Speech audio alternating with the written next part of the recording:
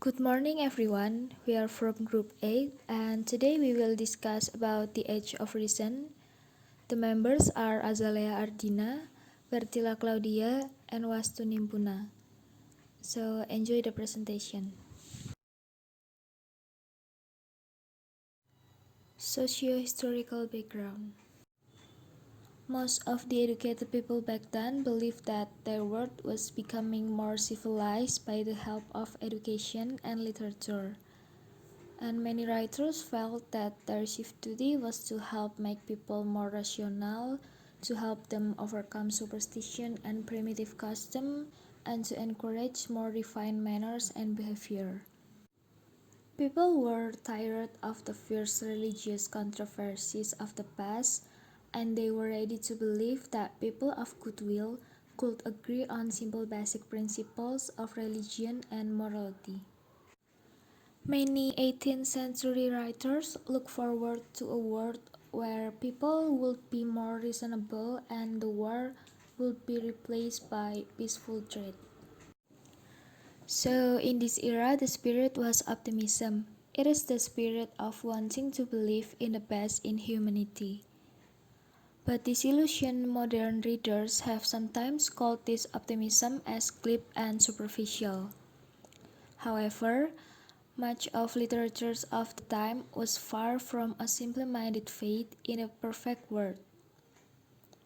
With many writers, belief in the power of reason went hand in hand with realistic observation. 18th century writers prided themselves on sharp-eye, realistic observation of the world around them. Their work mirrors their society with much attention to the day-to-day pattern of politics and society gossips. The institutions and the class structure of England were settling into a pattern that we see reflected in the English literature up to modern times. Representative government, with its pattern of contested elections and party politics, was slowly evolving toward modern democratic institutions.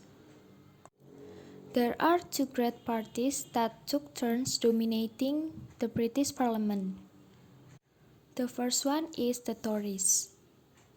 The Conservative and Unionist Party is the main right-wing political party in the United Kingdom, and they usually promote conservatism. The second one is the Whigs. The Whigs' origin lay in constitutional monarchism and opposition to absolute monarchy, supporting a parliamentary system. In dominating the British Parliament, they furnished the Prime Minister who, with the other ministers in his cabinet, held effective executive power under the King. Then, Parliament consists of two branches. The first one is the House of Lords. It was reserved for the leading aristocrats or peers of the realm. The second one was House of Commons. It destined to hold true power in future ages. Here, the commoners, people not of noble rank, could stand for office and be elected. Next, the topic is the age of reason characteristic. So, in this era, there are two types of works. The first one is what we call as the Augustan works. Most of the works of Augustine was in the form of satires, both prose and poem. Satire is the most vigorous literary form. It uses humor or irony with the intent to criticize stupidity or vices, or in this era, usually in the context of politics. Many authors in this era intended to literate the commoner. The works are usually focusing on observation of the world around them, mirroring the society, so they can learn better about their life. Contrasting with Augustine, Romantic literature is the works that fall with expression of emotion. It can be seen as the rejection of the Enlightened movement in this era. The works usually show the beauty in both nature and the mankind. It views that people can also be irrational impulses.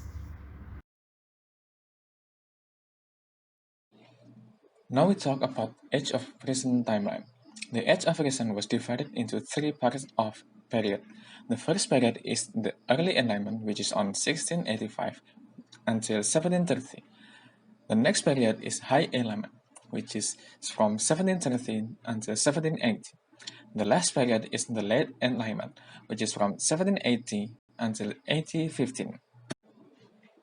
The Early Enlightenment is where Sir Isaac Newton published his Principia Mathematica in 1686 and John Locke published his Essay Concerning Human Understanding in 1689.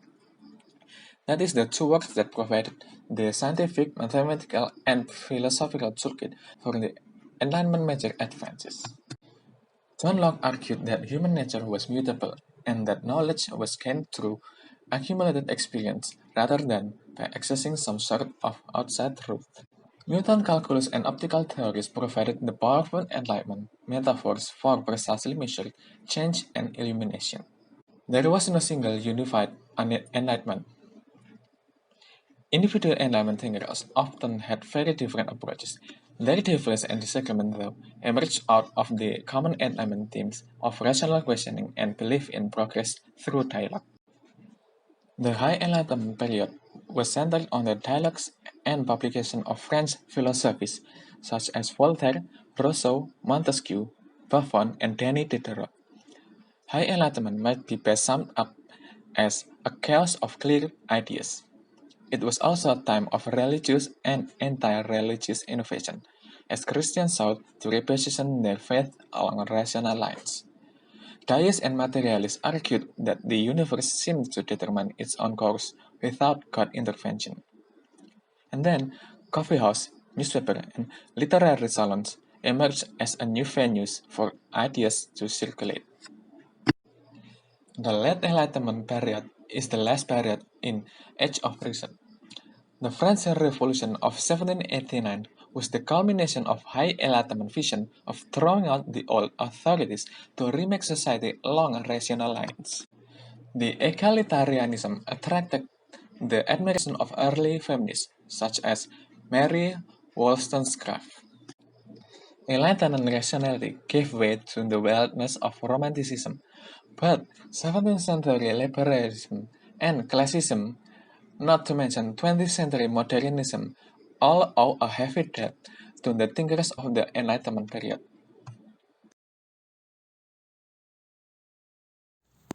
The first writer that we discuss here was Jonathan Swift. He was an Anglo-Irish satirist and regarded as the foremost prose satirist in the English language. He was born in Dublin, Ireland, and he grew up to be a bitter, sensitive, and ambitious young man who made a career for himself in the literary and political life of England. He had early become a clergyman in the Anglican Church and spent most of his life as Dean of St. Patrick's Cathedral in Dublin.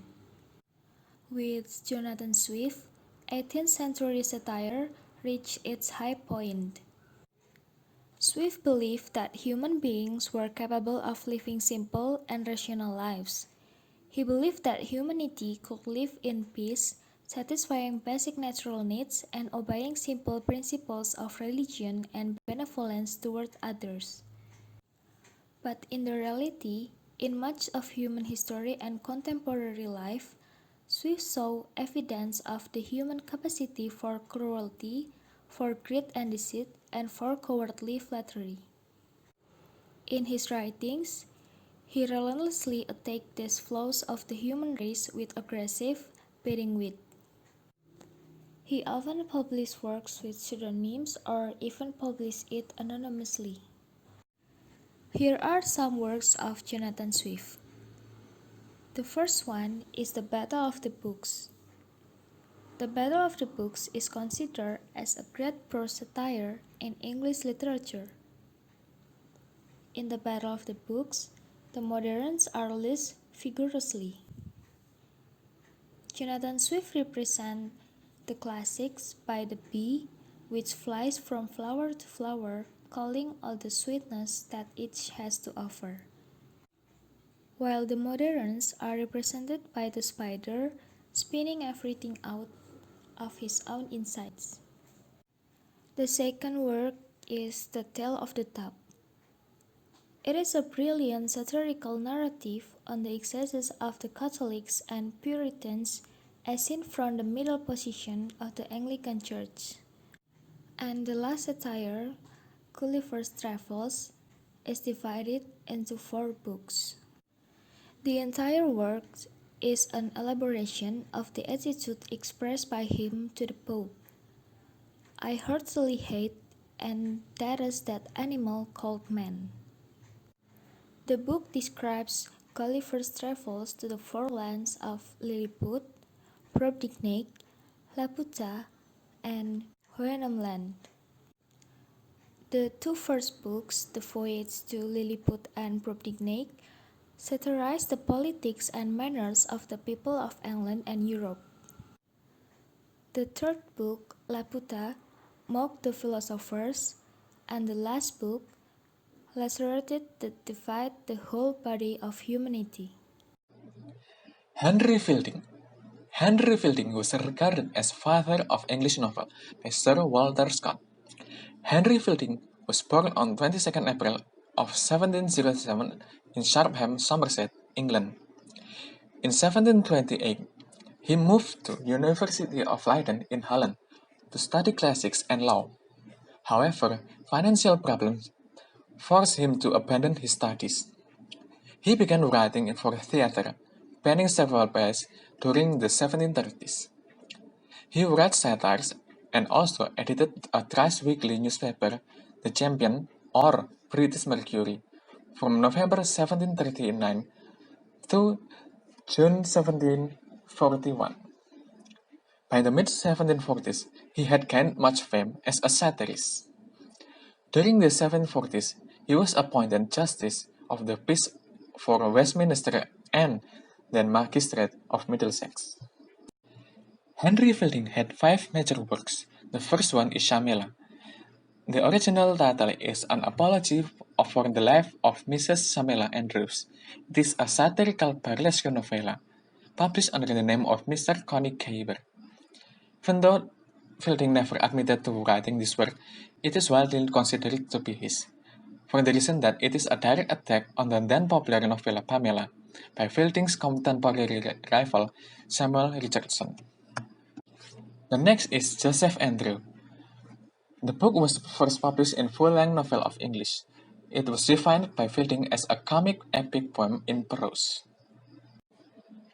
The next work is The Life and Death of Jonathan Wild the Great. It is a satirical novel that centers on the life of London underworld boss Jonathan Wild. It is a kind of amalgamation of various popular literary genres of the time, like such as history, criminal biography, political satire, and picaresque novel. It is also argued the book is mainly satire on Britain's first Prime Minister, Robert Walpole. The next is Tom Jones. It is a comic novel which is both Bildu Grossman and picaresque novel. It is among the earliest English prose works that classified as a novel.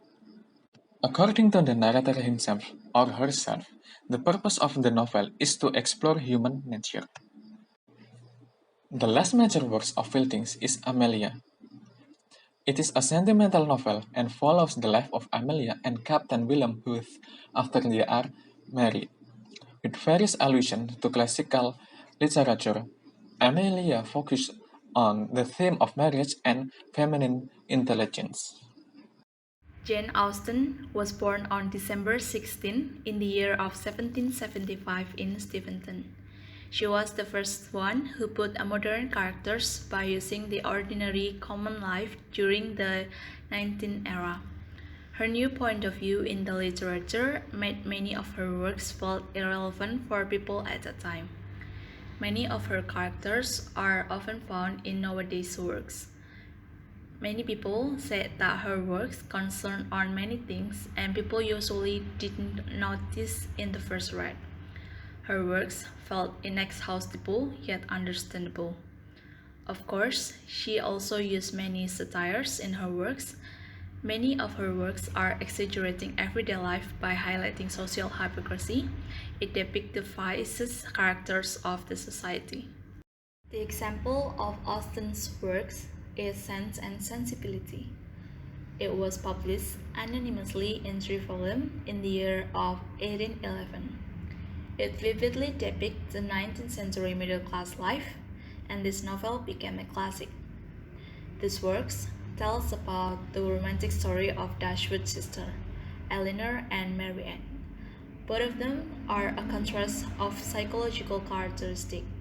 Eleanor, as the eldest, always feels responsible for her family and friends, while Mary Ann, the young one, selfish and just attracted to romance.